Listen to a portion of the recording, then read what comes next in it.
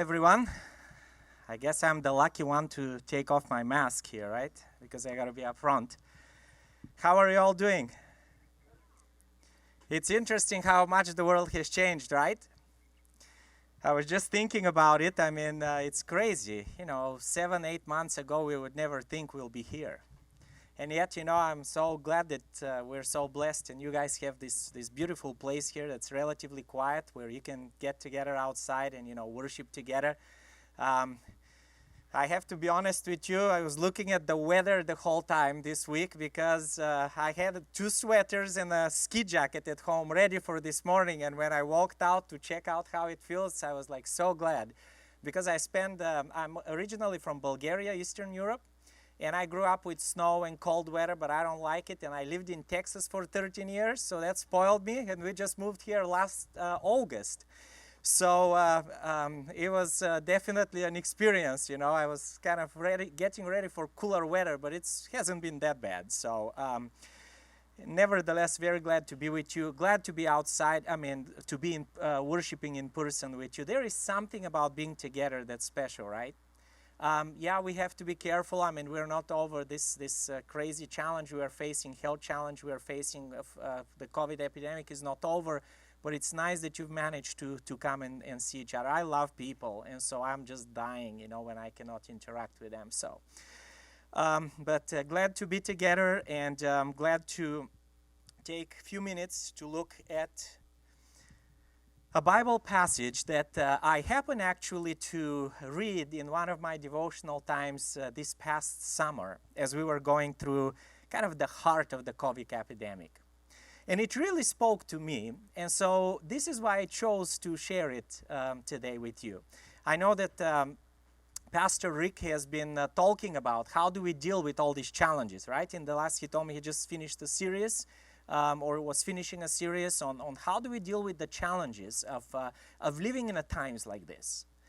And so I just thought of, today, and I thought, well, this story has been one of my favorite stories in the Bible, but it really spoke to me with new power this last summer, and so hopefully it will be an encouragement to you as well.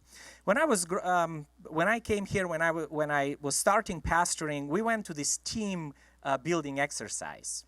And one of the things they had us do is they had this plank that we had to walk on. And so first they asked us to walk on it just on our own. And it was very easy, okay? I like, just doing a kind of balancing stuff. And so it was very easy for me to go through. But then the instructor said, okay, now you try to do it again, but I'm going to put someone coming against you. And you got to see when you meet each other, you got to see who is going to knock the other person off the plank so you can make it through. It's easy to get to the other side when you're on your own, right? But when you face resistance, things change. And this story in the Bible talks exactly about a moment in Jesus' life where I believe illustrates. It's kind of an object lesson to this. It's found in Mark chapter 6, and I'm going to start reading with verse 45. Mark chapter 6, 45. If you have your Bible or your phone, you're welcome to follow. We're not going to have it on the screen, but it's a story that you all know. Immediately, Jesus made his disciples get into the boat and go on ahead of him to Bethsaida while he dismissed the crowd. After leaving them, he went up on a mountainside to pray. And later that night, the boat of the disciples was in the middle of the lake, and he was alone on land. And he saw the disciples straining at the oars because the wind was against them. A story that we all remember, right? Every little kid, at least I know when I was growing up, I dreamed to be able to walk on water. Right? Because this is the story when later on Jesus just walks on the water. But here in the beginning, it just says that Jesus tells the disciples, hey, go to the other side, to Bethsaida, and wait for me there. Now I wonder why Jesus sent them over alone while he stays to pray.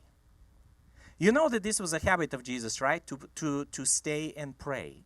Spend the early hours or the late, it depends how you look at it, if you're an evening or a morning person, the early hours of the morning praying. And it kind of makes sense to me. I don't have biblical, theological justification for this, but I kind of tend to believe that Jesus sent the disciples to the other side because they didn't manage to pray for too long with him. Have you noticed that? Jesus will spend hours in prayer, and usually what would the disciples do when they were with him? How many times do you find Jesus praying with his disciples? Very rare, right? In fact, I think there are only 3 stories where we find them praying with him.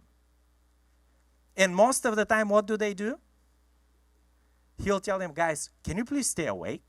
Do you remember being a kid and going to prayer meeting? I could not wait to get home. I just could not stay through these long prayers. There was a lady who prayed 17 minutes one time. The only reason I stayed awake, me and my friend, we were trying to see who prays the longest. We were actually timing people. But it's hard to stay awake through that. So Jesus is praying there, and he is sending his disciples over. I believe that's why he sent them over again. I don't have a real proof for that. But it seems like logically, either way, he was alone praying. The disciples go, and then what happens? What did they face? A storm, right? And the storm got so bad, so big, that they were having a hard time keeping the boat going forward in the direction they wanted it to go.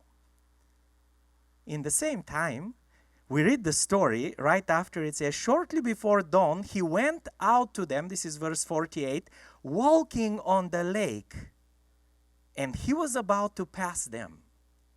In some translations, it says he was about to walk by them.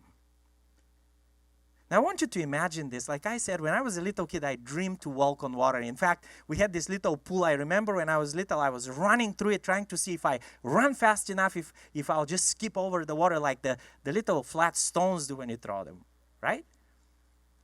But then I got to try walking on water. Are you listening, kids? And I was able to, for about 20 feet. It's called barefooting. Have you ever seen that? There are these people, you know how people water ski? There are people who actually will hold on a rope behind the boat, and they will ski on their bare feet. I have 2 friends who will do this together. By the way, don't try it. It hurts if you mess up, all right? But I was able to do it for about 25, 30 feet. You know, that's as far as I could go barefooting.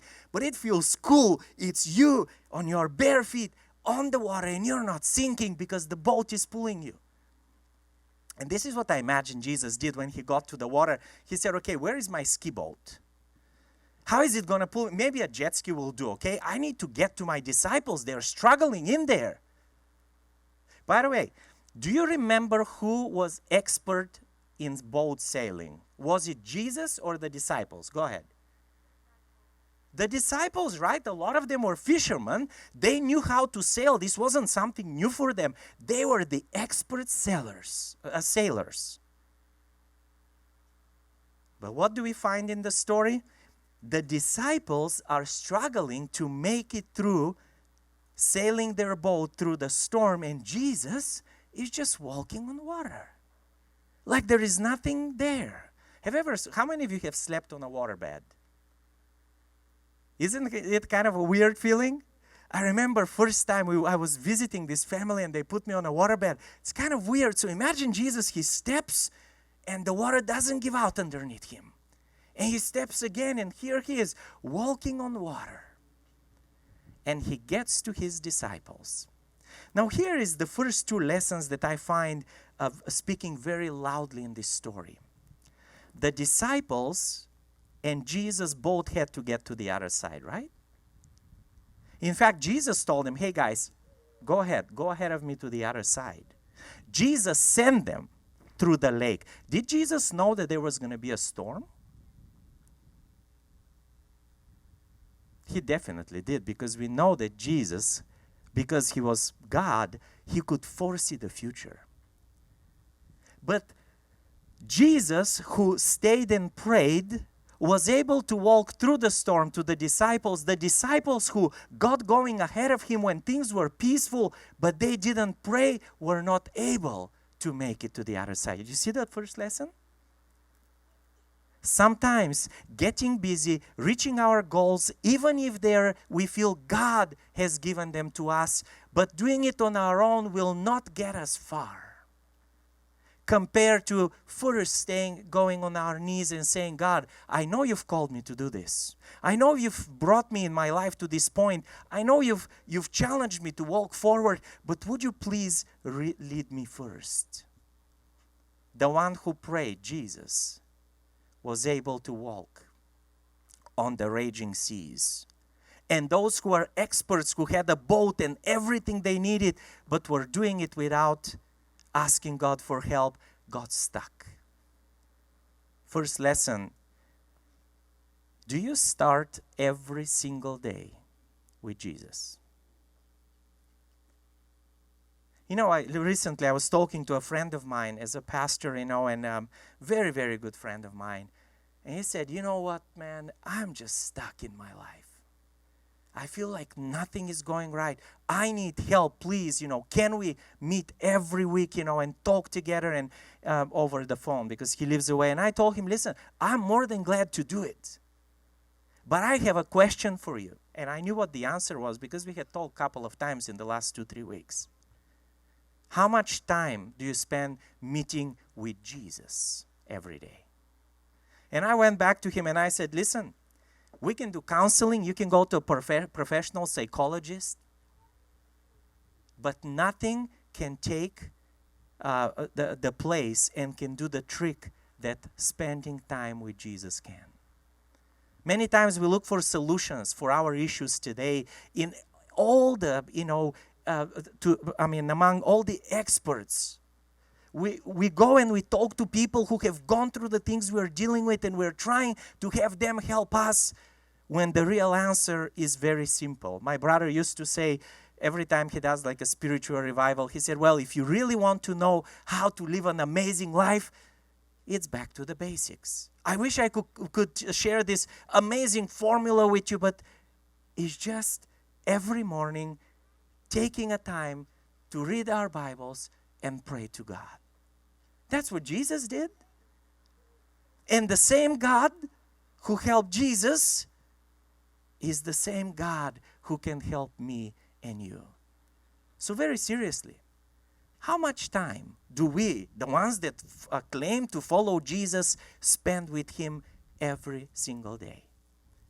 Compare it, by the way, to the other things that we do throughout the day. The time we spend watching TV, maybe hanging out, working in the garden. How much time do we give with God? Because we see that when the one who spent the time, Jesus, was able to walk all the way through the raging waters, and the ones who were in a hurry to get things done, too busy doing it their own way, were not managing. But then comes the second lesson to me. And it was the lesson that really spoke to me this summer. See, there was a time when, we felt about a year ago that God was calling us to transition in our ministry. And it was a call actually that came here from the Potomac Conference to come and plant a church in the northern DC area. And so we moved here, and I have to be honest with you, because this hits home, I was very comfortable with the idea. I had planted actually 2 churches. I was the coordinator in our conference for about 4.5 years while pastoring still the church I planted. I was also helping to coordinate all the church plants in Texas. We planted 46 new church plants. They didn't all become churches right away, but about 10 of them got to church status by the time I left. But that's a lot of church plants. I learned a lot. I spoke to, by the way, Pastor Steve that's doing your seminar. He's one of my mentors. I love talking to him. He taught me a lot of things about church planting, and I had been in church planting for over 10 years. I felt like I was comfortable with this. I'm not scared to go in a new area, plant a church with nobody around me. It's exciting. And just as we were getting ready to start putting together the core team, is when COVID hit. And putting together a core team requires meeting new people that you've never met before, building contacts, asking people, hey, do you know of someone else who is excited about mission that I can meet with tomorrow? I couldn't do any of that.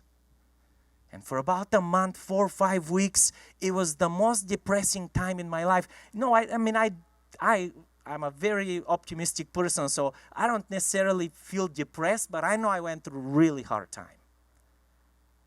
I was like, God, why did you make me leave the ministry I was doing to come here in the middle of in a place where I don't know too many people to start a church, and now you're letting COVID happen. Plus, couldn't you delay it just a month later? I would have been fine because throughout COVID, we could have done a lot of our meetings over the internet. I was almost there, God. Have you ever felt that way? Maybe a new job opportunity comes and you feel like, man, everything is just happening and it's stuck against me. It's a storm in like your life because everyone else gets the promotion, but you don't. And you just say, God, if you would have just let this thing happen, I could have been the one that could have gotten that promotion, or maybe financially. We look back and we say, God, if you would have just delayed this thing a little bit more, or if you would have let COVID finish a little bit, by now be over, I wouldn't be going through the hard times I'm going through. Why are you letting this happen? Didn't you know I will be here? Maybe your health. My best friend's mom, one of the healthiest, she was in charge of all the health ministries in Bulgaria, the country where I was at, and she died from a sickness that her brother had, and her brother lived the most unhealthy lifestyle. He drank, smoked, anything you can think of he did. He was alive 8 years after she passed away. And we asked God, why? I'm doing everything right and storms are still coming. And then I read this story and it hit me. It was like Jesus saying, you think I didn't know that you will be right where you are today? Do you think I dragged you all the way from Bulgaria here, some 20-some years ago, then in Texas, and then moved your whole family to an area that's a lot more expensive, that's not as warm, no offense. I love Texas, okay? And I did it, and I didn't know that you were going to go through this. And by the way, this is where, again, this second lesson really hit me. It was like Jesus saying, when a storm comes, and storms will come, either because we mess up, either because somebody else messes up, or sometimes it's like COVID. It's just the sinful earth we live in. A small virus disrupts the whole world and still is disrupting our lives. Do we have control over it? You can wear a mask, you can do lots of things, but at the end of the day, the virus is still there. Still people are dying. I'm not saying ignore it. I'm just saying that there are some things we don't have control over. But it was like this story. Jesus said, if you're in the water, if you're crossing to the other side and a storm comes, you're going to get wet. You're going to be scared. You're going to suffer. But just know this, I never abandoned you. Where do we find Jesus in this story? I want us to go back to verse 48. He saw the disciples straining at the oars because the wind was against them. Shortly before dawn, he went out to them walking on the lake, and he was about to pass them by. And verse 49, but when they saw him walking on the lake, they thought he was a ghost, and they cried out because they saw him and they were terrified. Probably the most exciting part in this story is that at the moment when the disciples felt that they were alone, their life was falling apart. They were asking questions. God, Jesus, why did you send us across when you knew there is going to be a storm? At that very moment when they thought that they were alone, Jesus was right there by them. I have to tell you, when I read this, and this is again a story, I've preached on it a million times, but it was like God saying, listen, Boyan, do you think that I don't know what you're facing, what you're going through? Do you think that I didn't foresee this? Do you think I didn't know that storms in life will come when I asked you to go to the other side? By the way, it would have been different if the disciples just decided to go out there on their own. But many times in our lives, we feel like God led us to where we are, right? We're facing things that He challenged us to accept sometimes the positions where we prayed before we made the decision, and we still are facing a storm. Jesus says, you know what? It's okay. I knew what you're going to be going through. And I didn't leave you even though you felt you were alone. I am right here by you. Jesus was walking on the lake. And did you, by the way, notice the words that Mark used? He says, Jesus was about to pass them by. It implies in the Greek that they were not paying attention. They didn't even think that they didn't expect him to be there. Jesus was about to pass them by. How many times in our lives, God is standing by my side, ready to help me. And you and I tell him, God, just stay to the side. I'm busy now. Imagine you are the disciples, by the way, okay? Who did we say were the experts in sailing? The disciples, right? So they're probably thinking, I'm glad Jesus is not here, because having one extra person, and by the way, we were able to visit Israel a year and a half ago, and I saw a boat, the size that the disciples would have used. It's not that big. So they're probably thinking, good that Jesus is not here. He'll be on our way. What does he know about sailing? Ever felt that you know what to do in your life? Oh, I was so confident, so comfortable about doing church planting. And it was like God saying, Boyan, everything that you know, it's good. No, nothing wrong in having skills and learning from our mistakes and learning from each other. But remember one thing. You will not do this. I didn't put you here to do things alone. I have a purpose for your life. And long before the challenges we face today came, God foresaw them, and he knew that you and I will be going through exactly what we are going through. And because of the sin on this earth, he didn't promise that storms will not come, but he promised that if we look around, we will see him, that he is right there. I want to share, my iPad is not showing my time, so give me 1 second, be sure I'm okay. So when do the text also says that when Jesus came by and finally the disciples saw him, they said, yes, Jesus is finally here, right? Is that what the Bible says? The story tells us that when Jesus came and they turned around and they saw him, instead of recognizing him, they were terrified. Let me ask you, when are you afraid so much? When are you terrified the most? Have you noticed that usually that happens when I think I'm alone? I'll tell you a story of me and my brother. My dad was a pastor. He's retired now in Bulgaria, and very often they'll go and they'll do visitations in the evenings, and so they'll leave us at home, but they will lock the door, and there was a special way when you lock the door in Bulgaria. On the inside, we'll leave a key in, and it's turned, okay? You could put the key from both sides. Some of the older locks, those of you who have worked with older locks know that that's how they work. If you put the key on the inside and you leave it turned, the person on the outside cannot insert the key. It just doesn't let you. So no one can enter in if your key. So my parents will say, okay, when we are gone, you and your brother, you leave the key in, okay? And I was about 8, he was about 12. And you don't let anyone in until we tell you, until we are back home. We lived on the 5th floor of an apartment building. And so the problem was that week, my parents left, and me and my brother, we just started playing, and then we remembered that week in our public school, they told us that there are these bad guys that go around and rob houses. And what they do is they will come, they'll knock on the door, and they'll say, by the way, your parents left for work or wherever, and they told me that they forgot the oven on, and I'm one of your neighbors. I just want to come in and turn the oven so fire doesn't start in your place.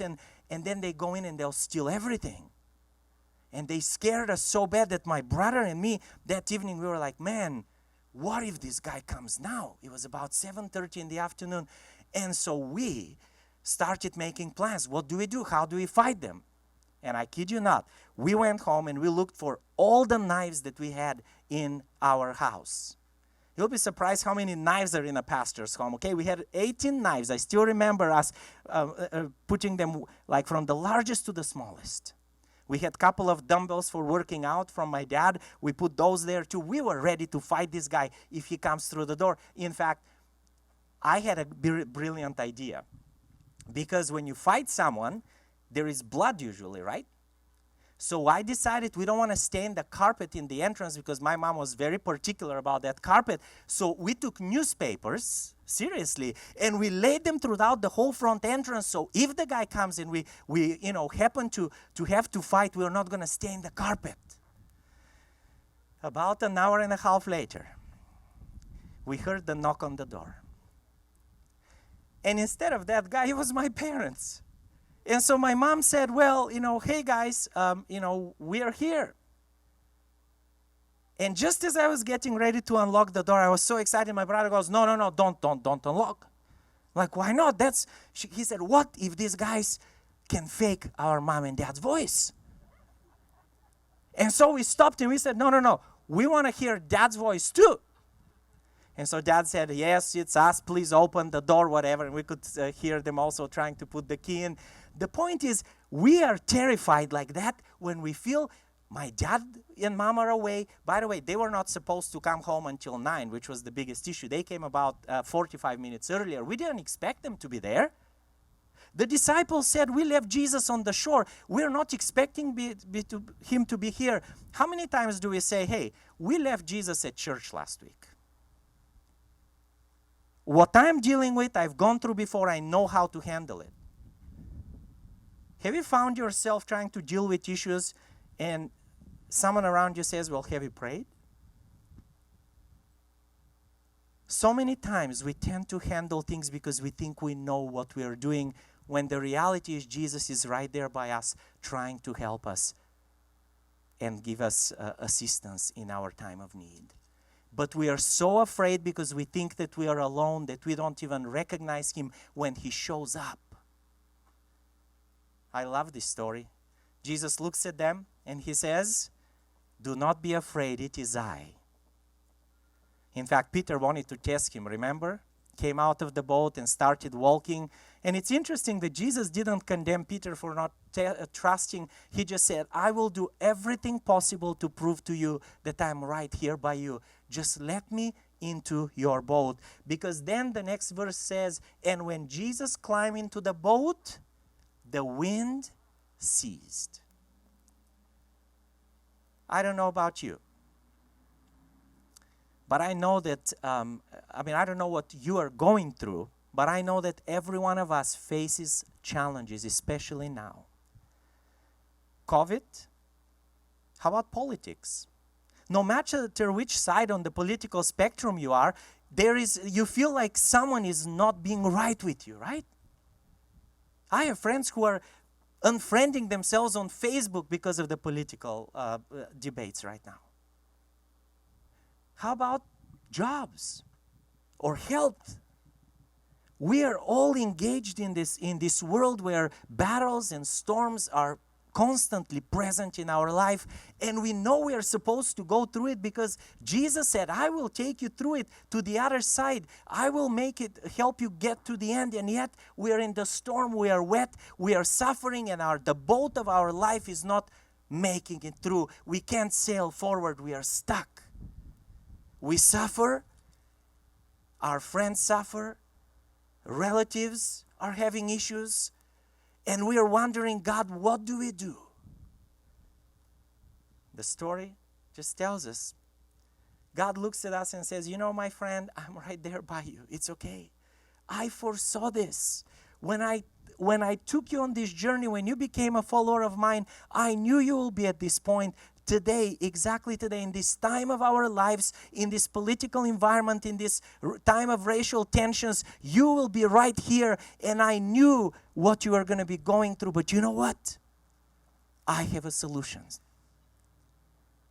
And it's too bad that many times what we look at to solve our issues are, again, politicians, experts. Nothing wrong with that. I mean, we need to respect those who are experts, but the real solution for all of our issues is us on our knees asking Jesus to intervene.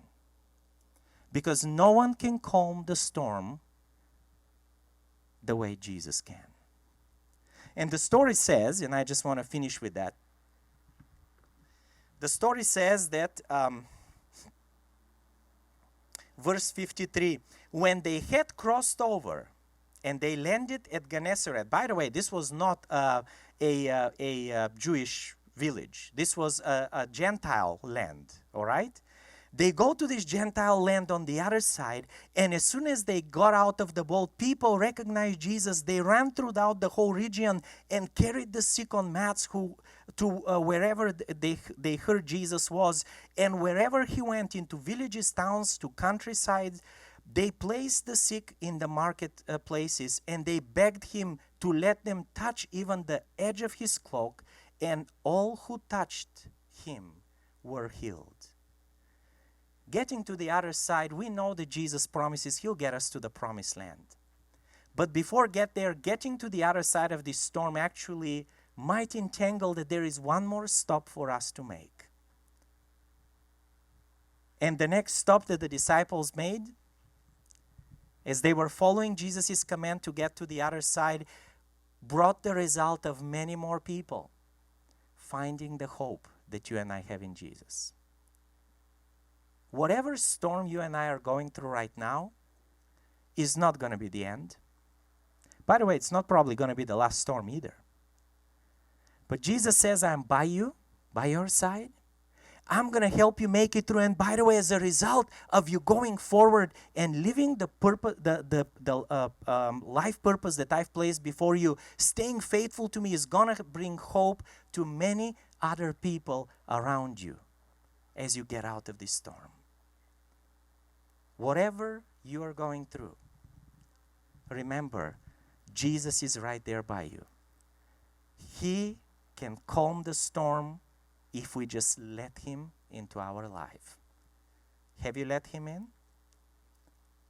Do you start every day by asking him to be the leader of everything that you and I do? Because then when a storm comes, we'll remember that it's just another one of those results of the evil we are all experiencing. But as long as Jesus is with us, we will make it to the other side until that ultimate day when we'll make it to the ultimate other side, right? In a heaven that's perfect with no evil, no suffering, no pain. May God give us the strength to stay strong and remember we are not alone. Jesus knew what we are going through, and he already has a way out, is my prayer. Amen.